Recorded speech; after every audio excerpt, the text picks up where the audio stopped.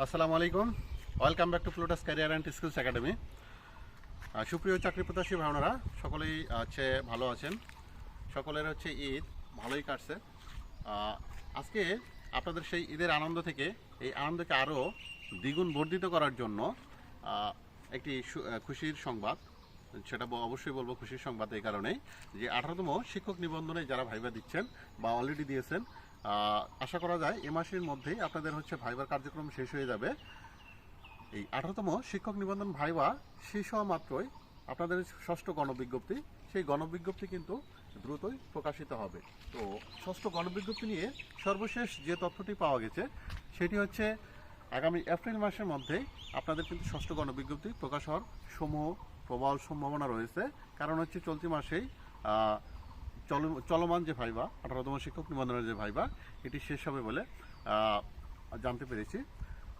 সুতরাং যে যারা ভাইবা সমাপ্ত করেছেন, আশা করি আগামী ঈদ আপনাদের আরও বেশি আনন্দদায়ক হবে এবং মধুর হবে। কারণ ষষ্ঠ গণবিজ্ঞপ্তি প্রকাশ হলে আশা করি যারা ভাইবা দিয়েছেন তাদের কিন্তু চাকরিটি নিশ্চিত। কারণ এই গণবিজ্ঞপ্তি, ষষ্ঠ গণবিজ্ঞপ্তিতে যে পদসংখ্যা আমরা জানতে পেরেছি সেটা 1,00,000+।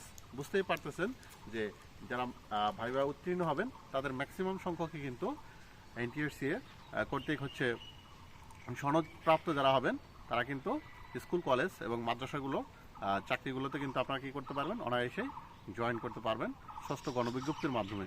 পাশাপাশি যারা নতুন, যারা শিক্ষক নিবন্ধন পরীক্ষা দিতে যাচ্ছেন, যারা শিক্ষক হতে যাচ্ছেন, 19তম শিক্ষক নিবন্ধন সার্কুলার বিষয়েও আমি যদি একটু বলি, এই সার্কুলারটিও কিন্তু খুব দ্রুতই প্রকাশিত হবে। অর্থাৎ ষষ্ঠ গণবিজ্ঞপ্তি প্রকাশের পাশাপাশি 19তম শিক্ষক নিবন্ধন এই পর্বটিও বিজ্ঞপ্তিটি কিন্তু প্রকাশিত হবে। যারা নতুন যারা আছেন, যারা 19তম শিক্ষক নিবন্ধনে জন্য প্রস্তুতি নিচ্ছেন, তাদেরকে আমি আরও জোরে সোরে প্রস্তুতি নিতে বলবো। কারণ এই সার্কুলারটিও এপ্রিল মাসে কিন্তু প্রকাশিত হওয়ার সম্ভাবনা রয়েছে। সুতরাং আর সময় নষ্ট না করে এখন থেকেই নিজেকে শানিত করুন এবং আপনার যে সার্বিক যে প্রস্তুতি, সেই প্রস্তুতি সম্পূর্ণ করুন। আপনার কোনো বিষয় যদি জানার ইচ্ছে থাকে বা জানার যদি কোনো কৌতূহল থাকে, অবশ্যই কমেন্ট সেকশনে জানাবেন। আমি সেই বিষয় নিয়ে বিস্তারিত আলোচনা করার চেষ্টা করব ইনশাআল্লাহ। সকলেই ভালো থাকবেন। আল্লাহ হাফেজ।